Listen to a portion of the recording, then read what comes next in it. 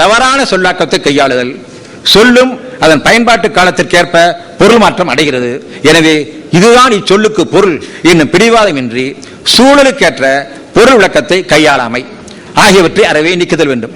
ஆதலின் நடைமுறையில் இல்லாத கலைச்சொற்களுக்கு தேடுதல் வேட்கையுடன் புதிய கலைச்சொற்களை உருவாக்க வேண்டும். கலைச்சொல் புனையும் ஈடுபாடும் ஆர்வமும் இல்லாதவர்கள் கலைச்சொல் வல்லுநர்கள் மூலம் புதிய கலைச்சொற்களை படைக்க தூண்டுதலாய் இருத்தல் வேண்டும். அறிமுகமாகியுள்ள கலைச்சொற்கள் உரிய பொருள் தராதனவாகவும் தொடர்பு ஒன்றும் அமைந்து இருப்பினும் அவற்றுக்குரிய பொருத்தமான சுருக்கமான கலைச்சொற்களை உருவாக்கி பயன்படுத்த வேண்டும்.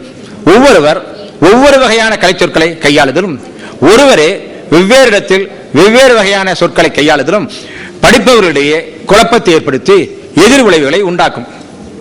எனவே நிலைத்துவிட்ட நல்ல சொற்களை மாற்றும் முயற்சியை கைவிட வேண்டும்.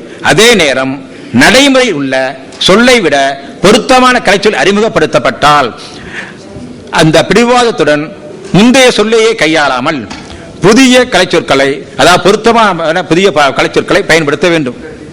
எனவே சொல் இடத்திற்கேற்ற பொருளை பெறும் என்பதை உணர்ந்து சூழலுக்கேற்ற கலைச்சொல்லையே பயன்படுத்த வேண்டும். தேவையான இடங்களில் அடைப்பிற்குள் ஆங்கில சொல்லையோ நடைமுறையில் உள்ள சொல்லையோ குறிப்பிட தயங்க கூடாது. மூலச்சொற்களையும் தலைப்படுத்த சொற்களையும் சுருக்க அமைப்பு சொற்களையும் ஆங்கிலத்திலேயே குறிப்பிட்டால் தவறல்ல என்னும் மனப்போக்கு பெரும்பாலாரிடம் உள்ளது. இதுவும் தவறான நிலைப்பாடாகும். இவையும் தமிழில் இருக்கும் பொழுது கணினி அறிவியல் மேலும் எளிமையாக திகழும்.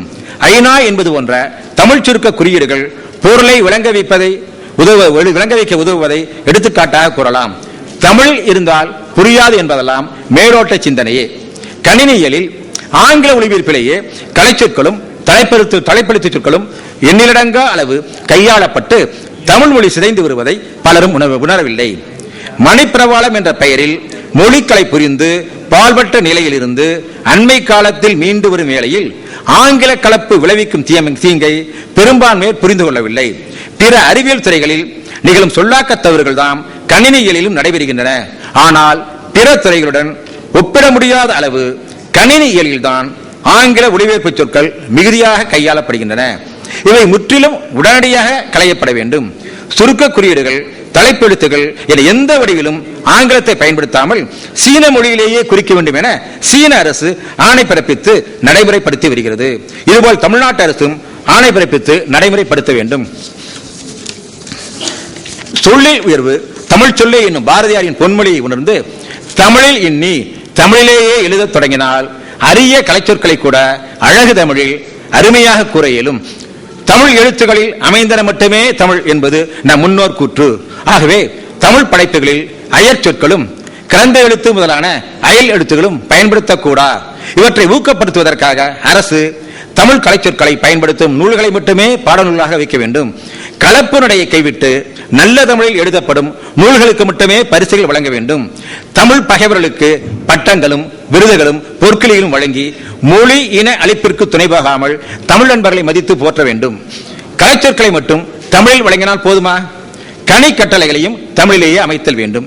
அதற்கு முதற்கட்டமாக கணினி செயற்பாட்டு கட்டளைகளை குறிப்பிடும் விசைகளின் பெயர்கள் பின்வருவன போல் தமிழில் இருத்தல் வேண்டும். என்டர் கீ புகுவி விசை, கண்ட்ரோல் கீ யாப்பு விசை, ஆல்டர்னேட் கீ வினை விசை, டெலிட் கீ நீக்கி விசை, எஸ்கேப் கீ விலக்கி விசை, ஹோம் கீ ஆதி விசை, என் கீ அற்ற விசை. இந்த ஆதி அந்தம் என்று சொல்லி பார்த்தேன். என்று ஆதியும் அந்தம் என்று சொல்லி, ஆனால் அந்தம் என்றால் அந்த விசை இந்த விசை என்று தவறாவர் என்பதால் அற்றம் என்பது முடிவை எல்லையை குறிப்பது. ஆகவே அற்ற விசை. ஷிஃப்ட் கீ முறைமை விசை, டேப் கீ பெயர்த்தி விசை, நம்பர் லாக் கீ எண் தாழ் விசை, ஸ்க்ரோல் லாக் கீ சுருணை விசை.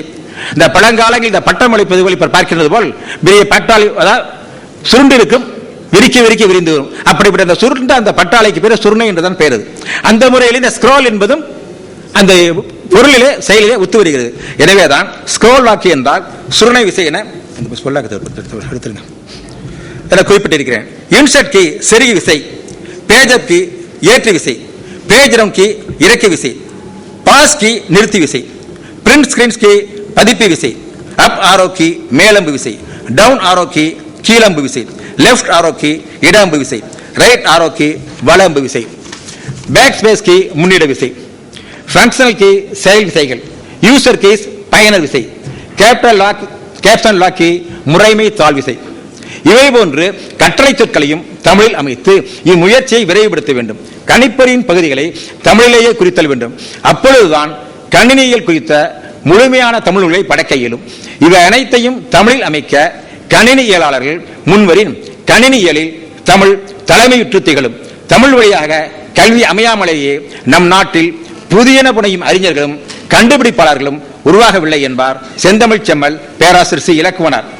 கணினி உலகில் நாடும் அறிஞர்கள் பெருக வாழும் மொழியாம் தமிழில் முழுமையாய் கணினி அறிவியல் அமைய வேண்டும்.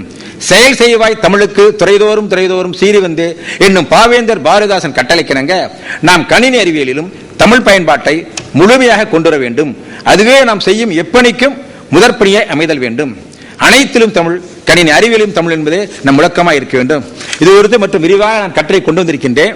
ஆனால் நான் கட்டுரையை வாசிப்பதை விட இதன் அடிப்படையாக சில உரையாடலை விரும்புவதால் நான் முடித்துக் கொள்கிறேன். இதை ஏன் குறிப்பிடுகிறேன் என்றால், பொதுவாக நம் நாட்டில் இன்னும் ஆங்கில கலை சொற்களில் தான் கையாண்டு கொண்டிருக்கின்றோம். அவ்வாறு பேசினா தவறலை என்று குறிப்பிடுகிறோம். நேற்று பேசிய ஒருத்தர் கூட இந்த அமர்வில் தான் என்னை தவறாக குறிப்பிட்டார். பிற சொற்களை பயன்படுத்துவது குறித்து ஒரு தவறாக கருத்தை அவர் வெளிப்படுத்துகிறார். என்ன குறிப்பிட்டார் என்றால், படைப்பாளரை நாம் கட்டுப்படுத்த முடியாது, அவர் எப்படியும் எழுதலாம் என்று. அல்ல, படைப்பாளர்கள் தமிழுக்கு எதிராக எந்த மொழிக்கு எதிராக நாம் கட்டுப்படுத்த வேண்டும். அது நமது கடமை. அதே போன்று பொதுவாகவே தமிழ் பகைவர்கள் தான் அரசால் ஊக்குவிக்கப்படுகிறார்கள். அரசு தமிழ் பகைவர்கள் ஊக்குவிக்கும் பொழுது தனிப்பட்ட அமைப்பினரும் அவர்களுக்கே பட்டங்களும் பரிசிலும் விருதுகளும் தருகிறார்கள். அப்ப தாய்மொழியை பேணாமல் வேறு எந்த மொழியை பேணினால் தாய்மொழி என்பவர்கள் வேறு யார் தான் போற்றுவார்கள்? ஆகவேதான் ஒரு சுருக்கமாக வாசிப்பதால் இது பலன் கிடையாது. ஏனெனில் ஒவ்வொரு கலைச்சொற்களும் விரிந்த அடைப்பில் அமைந்தது என்ற சில கருத்துக்களை குறிப்பிட்டிருக்கின்றேன். இது குறித்து உங்கள் ஐயங்களை கேட்கலாம். நான் விரிவாக எழுதியிருக்கிறேன். சில இடங்கள் பிட்ஸ் என்றால் இருமம் என்பது போன்று தமிழில் எண்கள்லாம் போட்டிருப்பேன். ஐயரை, ஆயிரம் என்றால் தமிழில் ஐயரை என்றான் பேருது. அதே போன்றலாம் இருக்கின்ற பேரையரை, மா பேரையரை, சீரையரை என்ற எண்களுக்கு கிலோபைட்டு இந்த மாதிரி எல்லாம் இருக்கின்றது. இதை இணையத்தில் பார்த்துக் கொள்ளலாம். இந்த கருத்து தொடர்பாக கணினியலை பொறுத்தவரை அதனது கலை சொற்கள், கணினிக்கு பயன்படும் கருவிகள், கணினி மொழிகள், கணினி உறுப்புகள் எல்லா நிலையிலும் தமிழே இருத்தல் வேண்டும். தமிழ் மட்டுமே அறிந்த ஒருவர் கணினியலை நன்கு படித்து தேர்ந்து ஆராயவும் முனைவர் பட்டம் பெறும் அறிஞராகவும் திகழும் வகையில் நாம் செய்ய வேண்டும். முடியுமா என்றால் முடியும். அது நமது கையில் இருக்கிறது. இது குறித்து உங்களது ஐயங்கள் இருந்தால் கேட்கலாம். சொல்லுங்க. தன்னகர நீ இரண்டு இடத்திலும் வந்திருக்கின்றது. தன்னகரமும் ரன்னகரமும் வர வேண்டும் என்று கருதுகிறேன். என்னுடைய கூற்று தவறா அல்லது சரியா என்பதை நீங்கள் வெளிப்படுத்த. இதை குறித்து நானே கணினி என்பதில் இரண்டும் தன்னகரமாகவே வந்துள்ளது. முதலில் வருவது தன்னகரம், கடைசியில் வருவது ரன்னகரமாக இருக்க வேண்டும் என்பது என்னுடைய கருத்து. அந்த கருத்து சரியா தவறா என்பதை நீங்கள் தான் புறப்படுத்த வேண்டும். மற்றொரு கட்டுரை குறிப்பிட்டிருக்கிறேன். கணினி, கணிப்பொறி, கணக்கு பொறி எவ்வாறு வேறுபட்ட பொருள். கணினி நீங்கள் குறிப்பிட்டது போன்ற ரன்னகரத்தில் முடிப்பது, தன்னகரத்தில் முடிப்பது என்று நான் பொதுவாக இந்த முறையை பின்பற்ற வருகிறேன். எனவே முடிவெடுக்க வேண்டும். ஏன்னா பல்வேறு நான் அதுதான் கணினி, கணிப்பது கனி. கணியன் பூங்குன்றனார் இருக்கார். கணிப்பது கணின்றது வந்து ஜோதிடத்தையும் குறிக்கும். இப்ப இருக்கிற கணிப்பையும் ஒரு கணித்தல் என்பது தன்னகரம். அந்த கடைசி இன்னைக்கு வந்து தன்னகரம் போடணுமா தன்னகரம் போடணுமா அது பின்னால ஒரு முடிவு பண்ணி அது சிறப்பாக செய்யலாம். தன்னகரம் நல்ல விளக்கமாக குறிப்பிடுகிறேன். இப்ப ரன்னகரம் என்பது உங்களுக்கு தெரியும். ர அடுத்து வரக்கூடிய ரன்னகரம். உங்களுக்கு இந்த தன்னகரத்துக்கு அடுத்து அந்த நகரம் வரும் எங்காவது வரக்கூடிய சொல்லி இருக்கிறதா? ஏதாவது சொல் சொல்லுங்க. இல்லை. ஆகவே ஒரு இணை சொல்லாக ஒத்த சொல்லாக இதுதான் அமைய முடியும். இது புது சொல்லாக்கம். அடுத்து வரும் ரேன வர வாய்ப்பே இல்லை. ரேக் அடுத்து வரலாம். ஆக அந்த இணைச்சொல்லாக இல்லாத காரணத்தினால் இதுதான் சரி என்பது என நம்பிக்கை. அதே பின்பற்றி வருகிறேன். ஆனால் நல்ல கேள்வி பலர் தான் கேட்கிறார்கள். வேறு ஏதேனும் கேட்க வேண்டுமா? ஒவ்வொருத்தரும் ஒவ்வொரு மாதிரி சொல்றதுனால கேள்வியா வருது. சொல்லுங்கம்மா. இல்ல அது பதில குறிப்பிட்டிருக்கிறேன். இதுல குறிப்பிட்டிருக்கிறேன். ஒவ்வொருவர் ஒவ்வொரு வகையா சொல்லக்கூடாதுன்னு சொல்றேனே. அது ஒழுங்கு சீர்மை இருக்க வேண்டும். நான் ஒரு சொல்ல நீங்கள் ஒன்று சொல்ல அவர் ஒரு சொல்வது கேள்வி அவருடைய இதோட நிறுத்திக்கணும். நம்ம வந்து இப்ப டிஸ்கஷன்ல இறங்கக்கூடாது. ஏன்னா நம்ம வந்து இந்த இடத்துலயே நம்ம தீர்வு பண்ண முடியாது. தீர்வு பண்ணாலும் அதுக்கு பலனும் கிடையாது.